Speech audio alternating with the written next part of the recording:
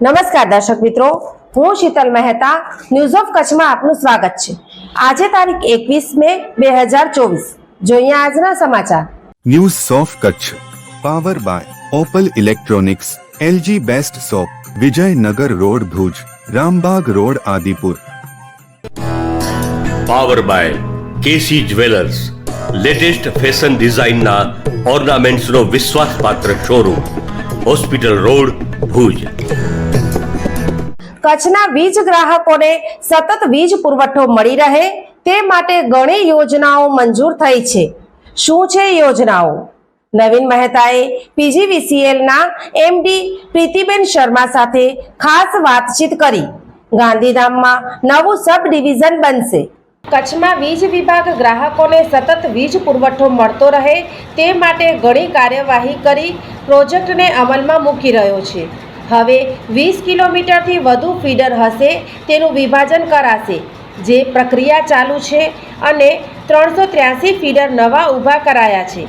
આવનારા સમયમાં કચ્છમાં 2800 કિલોમીટર કોટેડ કંડક્ટર નખાશે, જેથી ફોલ્ટ ઓછો થાય। આવનારા ચોમાસામાં જરૂરી પોલ, થાંભલા તથા અન્ય મટીરિયલ્સની પણ વ્યવસ્થા થઈ રહી છે। ટેકનિકલ સ્ટાફની ઘટ છે તે માટે એક સેન્ટ્રલી કોલ સેન્ટર ઊભું થશે અને આઉટસોર્સિંગથી સમય મર્યાદામાં કામ થશે। તે માટે 250 કરોડનું ટેન્ડર પ્રસિદ્ધ થયેલ છે અને ગાંધીધામમાં એક નવું સબ ડિવિઝન બનશે, જેમાંથી ટોટલ અંડરગ્રાઉન્ડ કેબલ પથરાશે, જેથી ગ્રાહકને સેવા મળી શકે। સમગ્ર બાબતે પીજીવીસીએલના એમડી પ્રીતિબેન શર્મા સાથે ન્યૂઝ ઓફ કચ્છના નવીન મહેતાએ વાત કરી। હવે પીજીવીસીએલમાં અમે એવું કરી દીધું છે કે જ્યારે ફીડરનો લેન્થ 20 કિલોમીટરથી વધારે જાય તો એને આપણે બાયફર્કેટ કરવાનું રહેશે। એની જોગવાઈ છે। એ લોકો સબ ડિવિઝન પ્રપોઝ કરે કે 20 કિલોમીટરથી વધારે થઈ ગયું છે હવે લેન્થ, તો એમાં વોલ્ટેજનો પ્રોબ્લેમ આવે છે, બધું પ્રોબ્લેમ આવે છે, તો એ ના આવે તો આપણે ફીડર બાયફર્કેટ કરવાની હવે પ્રોવિઝન છે। ગયા વર્ષે પીજીવીસીએલ આખામાં 383 ફીડર જેવું બાયફર્કેટ કર્યું છે, કારણ કે લોકોને આવી પ્રોબ્લેમ ના આવે લો વોલ્ટેજની અને બધું। બીજું એમાં એવું કરાઈએ છીએ કે સબસ્ટેશન વધારવાની પ્રપોઝલ પણ પીજીવીસીએલ કન્ટિન્યુઅસલી જેટકોને કરે છે અને જેટકો પણ આમાં બહુ એક્ટિવલી પાર્ટિસિપેટ કરે છે। ત્રીજી વસ્તુ જે હવે બીજે સૌરાષ્ટ્રમાં હવે ચાલુ થઈ ગયું છે, અરાઉન્ડ 300 to 400 સર્કિટ કિલોમીટર યાની 1200 કિલોમીટરનો લાઇન કન્વર્ટ થઈ ગઈ છે મીડિયમ વોલ્ટેજ કોટેડ કંડક્ટરમાં, જે એક રેવોલ્યુશનરી સ્ટેપ છે ભારત સરકારનું। તો એક એમવીસીસીમાં ભુજમાં કચ્છમાં એમાં 2800 કરવાના છે ટોટલ કિલોમીટર। કચ્છમાં 2800 કિલોમીટર કન્વર્ટ થશે।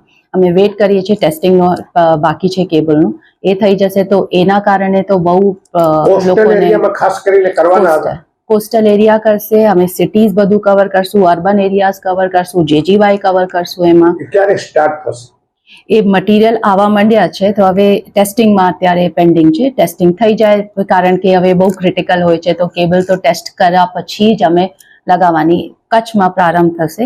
બીજી જગ્યા રાજકોટમાં તો રાજકોટ રૂરલમાં, જૂનાગઢમાં, જામનગરમાં હવે તો ચાલુ થઈ ગયું છે, તો અહીંયા પણ વહેલી તકે શરૂ થાય એ મારી ઈચ્છા છે। તો અમે એજન્સીથી કોઓર્ડિનેટમાં છીએ કે ભાઈ એ માલ આવી જાય તો ઝડપથી અમે એ શરૂ કરીએ, કારણ કે કચ્છમાં તો વધારામાં વધારા જરૂર છે બીકોઝ ઓફ ધી કરોઝન।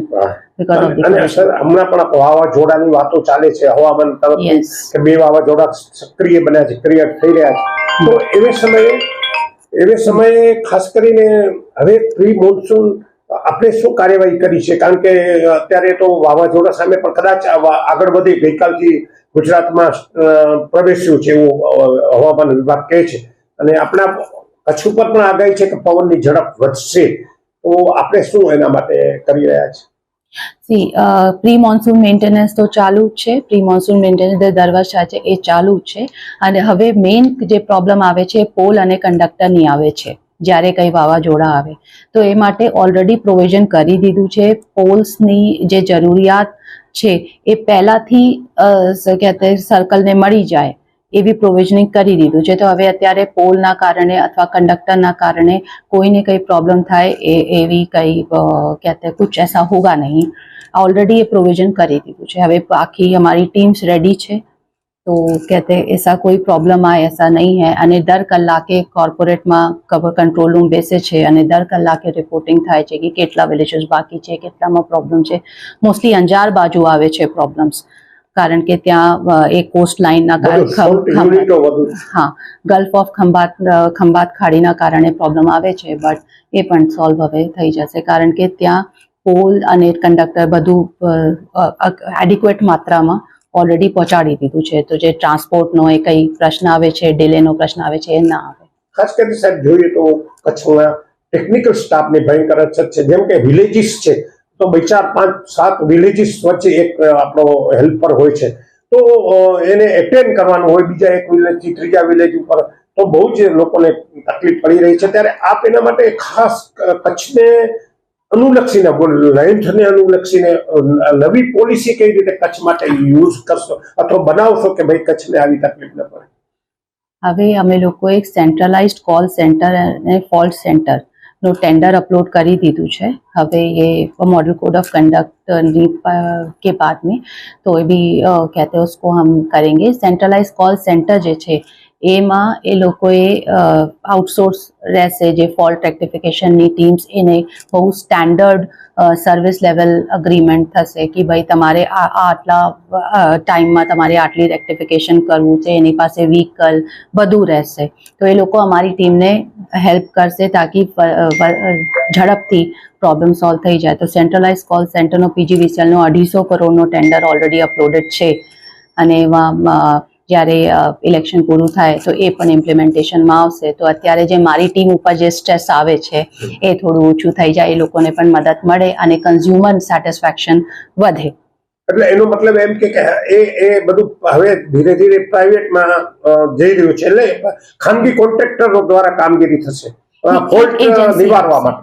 એ બીજી જગ્યા નહીં, એ ખાનગીકરણ અથવા એ શબ્દ ખાનગી મીન્સ કે હેલ્પમાં રહેશે, તમારી હેલ્પમાં રહેશે. અત્યારે જે સ્ટાફ છે એ જ્યાં ઓછું પડે છે, તો હવે એ જે કન્ઝ્યુમર સેટિસ્ફેક્શન વધારવામાં અમે એ હેલ્પ લઈએ છીએ એ લોકોની. એ અમારા સ્ટાફ લોકો કામ નહીં કરે, અમારી ટીમ તો રહેશે જ, અમારી ટીમ તો કરશે જ, પણ એ બધી જગ્યા તો એક જ સમયમાં પહોંચી ન જાય અને એના કારણે રેવન્યુ લોસ થાય છે, લોકોમાં ડિસસેટિસ્ફેક્શન થાય છે, કારણ કે રેક્ટિફિકેશનમાં વધારે ટાઈમ લાગે છે. તો એ લોકોને સપોર્ટ કરવા માટે એક સેન્ટ્રલાઇઝ કોલ સેન્ટરનું પ્રાવધાન હવે કરીએ છીએ, કારણ હેલ્પ થાય. HTLT કરશે કે વ્યક્તિગત વર્દીઓ પણ ભરશે? Mostly it will be for the faults, LT નો ફોલ્ટ, કારણ કે એમાં લોકોને વધારે પ્રોબ્લેમ થાય છે, કારણ કે કન્ઝ્યુમર રેસિડેન્શિયલ સ્પેશિયલી જે હોય છે એમાં કંઈ કેટેગરી વાઇઝ એવું નથી કે HT નો કરશે અથવા LT નો કરશે. બટ એ જે અમારી ટીમ અત્યારે રેક્ટિફિકેશન માટે સર્વિસ લાઈન કોઈ ઘરમાં વ્યક્તિગત વર્દી પણ ભરશે. રાઈટ, નોર્મલ જે કઈ કમ્પ્લેન્સ હોય, કમ્પ્લેનનો કોઈ આમ કેટેગરાઇઝેશન નથી કર્યું છે. એન્ડ ઓલ કમ્પ્લેન્સ તમે ટેન્ડરમાં શું મેન્શન કર્યું છે એના પર? ઓલ કમ્પ્લેન્સનો અને બધા કમ્પ્લેન્સનો સમય મર્યાદા એને ફોલો કરવી પડે. અત્યારે કે જે આપ કહો છો અને લોકોને પણ એવું, લોકો માંથી પણ એવું કહેવામાં આવે છે કે ભાઈ તમારી પાસે ટીમ બેઝ છે, તમારો જે એરિયા છે આટલો મોટો છે, તો એ 2 ટીમ તો 2 જગ્યા જ પહોંચી શકે, બધી જગ્યા તો એક સમયમાં ના પહોંચી શકે. તો એ 2 જગ્યા જાય અને 2-3 જગ્યા એની ટીમ જાય તો બધા ઝડપથી પ્રોબ્લેમ સોલ્વ થઈ જાય, ઝડપથી રેસ્ટોરેશન થઈ જાય, કન્ઝ્યુમર સેટિસ્ફેક્શન વધે.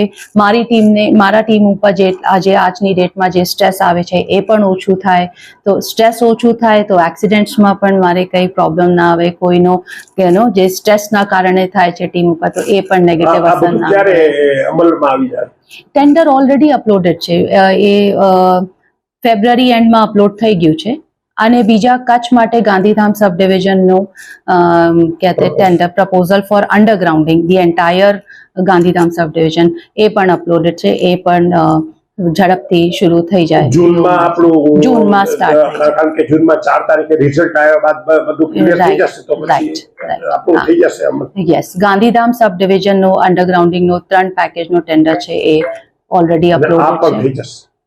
અને આ સેન્ટ્રલાઇઝ કોલ સેન્ટર પણ થઈ જશે. તો આપણા જે કન્ઝ્યુમર્સ છે જેને નજીકથી service મળે. હા, હવે મોડું થાય છે કારણ કે ટીમનો સંખ્યા કમ છે અને એક જ જગ્યા બે જ જગ્યાએ લોકો પહોંચી શકે છે અને લોકોને વેઇટ કરવું પડે છે. તો એમાં બહુ રાહત મળશે લોકોને.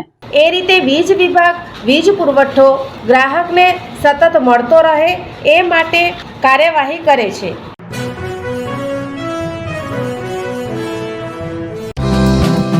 બાળકોના સર્વાંગી વિકાસ માટે શ્રેષ્ઠ સ્કૂલ દિવ્ય Brahmlok global academy.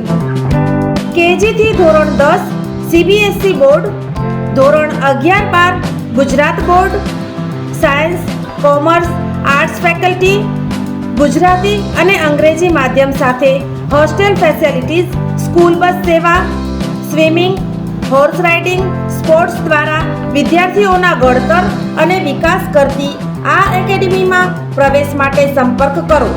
Mobile number 9825606503, 87589988877. Bhuj Mandvi highway, Sukhpar, Bhuj, Kutch. દિવ્ય બ્રહ્મલોક ગ્લોબલ એકેડમી www.divyabrahmlok.com.